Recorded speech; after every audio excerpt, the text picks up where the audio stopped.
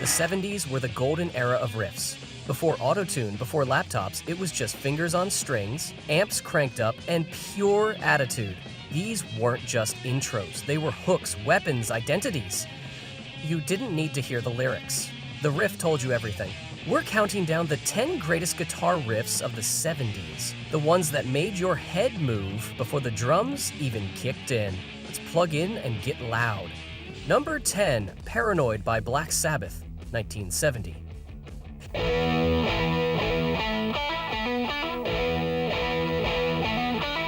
It's 2.5 minutes of pure adrenaline, built on a riff that Tony Iommi wrote in 5 minutes to fill time. Paranoid doesn't mess around. There's no build-up, no pretense, just distortion, power, and a relentless groove that hits from the first second. The riff is simple, sure, but it moves fast, raw, and hypnotic. It was heavy metal before we called it that, and punk before punk even showed up.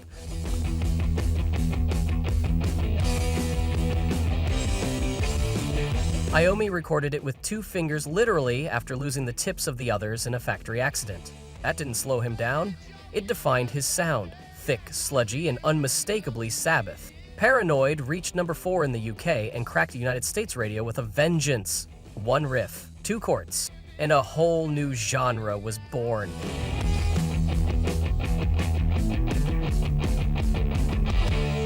Number 9, Smoke on the Water by Deep Purple, 1972. It's the riff everyone plays when they pick up a guitar, and it's banned in half the guitar stores on Earth. But there's a reason for that. Because when Ritchie Blackmore struck those first 4 notes, he accidentally created the most recognizable riff in rock history. Built on force, not power chords, it's weirdly classical, but it rocks. Clean, menacing, and somehow timeless. It doesn't race, it struts. The story behind the song is as iconic as the riff itself. Deep Purple watched a casino burn to the ground in Montreux, Switzerland, and turned the disaster into a rock anthem. Smoke on the water, fire in the sky, it really happened. The riff starts low, climbs slow, then locks into place like a door slamming shut. It's not technical, it's not flashy, it's just perfect. And more than 50 years later, it's still the first riff most guitar players learn, and the last one anyone forgets.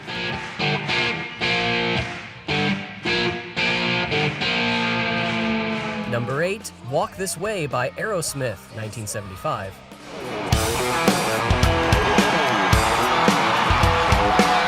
Before the lyrics, before the attitude, there was that riff.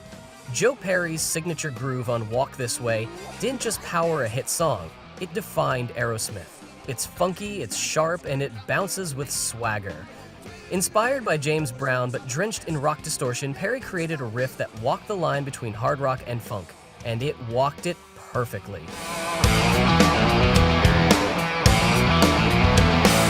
Recorded at the record plant in New York, the track started as just a riff and a beat.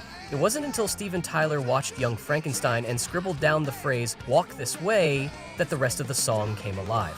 But let's be honest, this riff could have stood on its own. It's punchy, it's playful, and it's instantly addictive.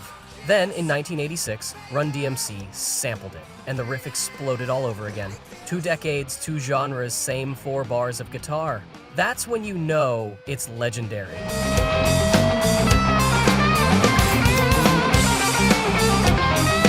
Number 7, Black Dog by Led Zeppelin, 1971.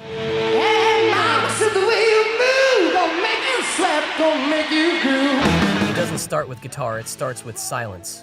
Then Robert Plant howls, and Jimmy Page answers with a riff that doesn't walk, doesn't run, it lurches. Unpredictable, heavy, and completely hypnotic. Black Dog is a riff that refuses to stay on the beat.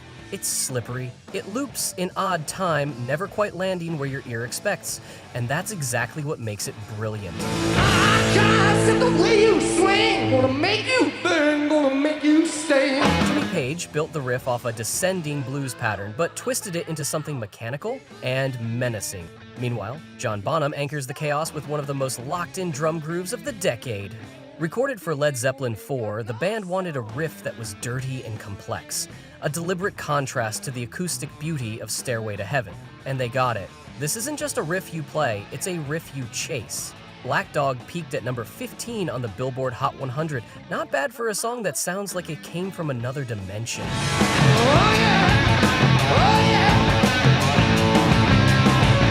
Number 5, Rebel Rebel by David Bowie, 1974. It's raw, it's repetitive, and it absolutely refuses to let go.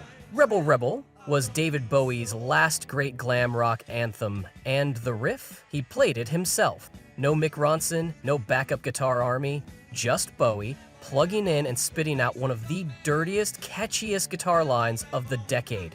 It's only a few notes, but they hit like a sneer. You don't even need the lyrics. That riff is the attitude.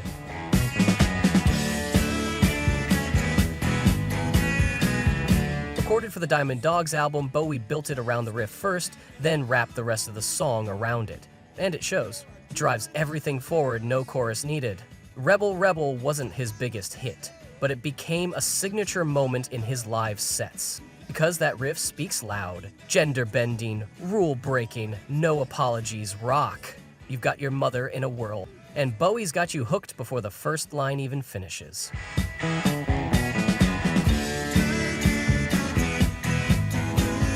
Number 4, Sultans of Swing by Dire Straits, 1978. Get a shiver in the dark, it's raining in the park in the meantime. It doesn't scream, it whispers, with precision, elegance, and a groove that sneaks up on you. Sultans of Swing introduced the world to Mark Knopfler's finger-picked strat tone, and it sounded like nothing else on the radio in 1978. Clean, sharp, and almost jazzy, that opening riff cut through the fuzz and distortion of the decade with surgical grace. No distortion pedal, no flashy effects, just touch, taste, and timing. Well, now you step inside, but you don't see too many faces. The riff winds its way through the song like a story unfolding in real time. It rises, circles, and lands right where it needs to, effortlessly. Knopfler was channeling old-school pub bands, but in doing so, he wrote a modern classic.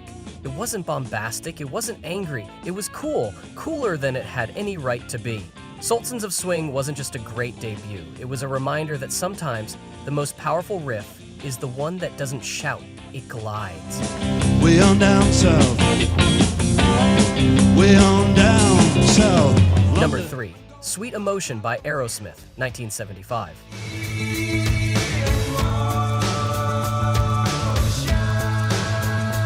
It starts in a haze, a talkbox whisper, a bass line creeping in. Then Joe Perry drops a riff that feels like it's been lurking in a back alley all night, waiting to pounce. Sweet Emotion isn't just a song, it's a vibe. And that riff, it's the slinky, swaggering engine that drives it. Built on a descending E minor pentatonic lick, it's simple, but the groove is everything. Joe Perry didn't overplay. He just locked in and let the riff do the talking. Laid back, low slung, and dripping with attitude. Wearing out the things that nobody wears. Recorded at the record plant in New York, the song captured Aerosmith at their most dangerous. Young, hungry, and oozing cool. And it paid off. Sweet Emotion became their first top 40 hit and kicked open the door for Walk This Way and everything that followed. The riff isn't fast, it's confident. It doesn't ask for your attention, it already knows you're listening. Number 2, Iron Man by Black Sabbath, 1970.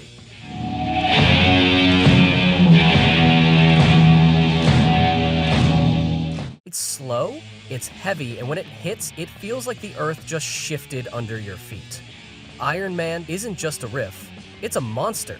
Tony Iommi bends those first few notes like they're made of molten steel, and from there, it stomps forward like a giant in combat boots. Written in the early days of heavy metal, this riff became the genre's war cry.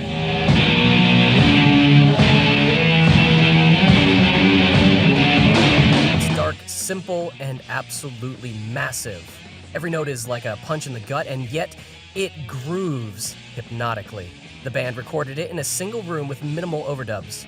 No trickery, no polish, just raw tone and power.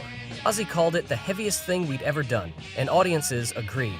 It helped Black Sabbath go from underground cult heroes to pioneers of an entirely new sound.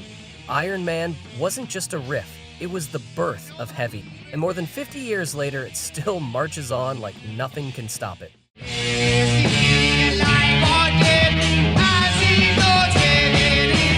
Number 1, Whole Lotta Love by Led Zeppelin. 1969, charted in 1970. Baby, I'm not fooling. I'm gonna say it, yeah. This is the riff. Heavy, dirty, revolutionary. When Whole Lotta Love dropped, rock music changed. Full stop. Jimmy Page took a basic blues lick and blew it wide open with distortion, swagger, and a sense of danger. It was raw and immediate, like the guitar was snarling at you through the speakers. Or notes. That's all it took. Way down inside, honey, you need it. But somehow they hit like a freight train. Recorded at Olympic Studios in London, this was Zeppelin's first United States hit, and the track that launched them into the stratosphere. It cracked the Billboard Top 5 in 1970, and suddenly, hard rock had a new standard.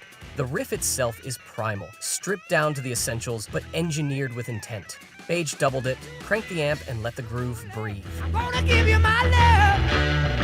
I'm gonna give you my love. Add in Robert Plant's wails and Bonham's thunder, and the whole thing feels like it might just explode. But the riff always brings it home. Whole Lotta Love wasn't just Zeppelin's breakthrough. It was the blueprint for every hard rock riff that followed.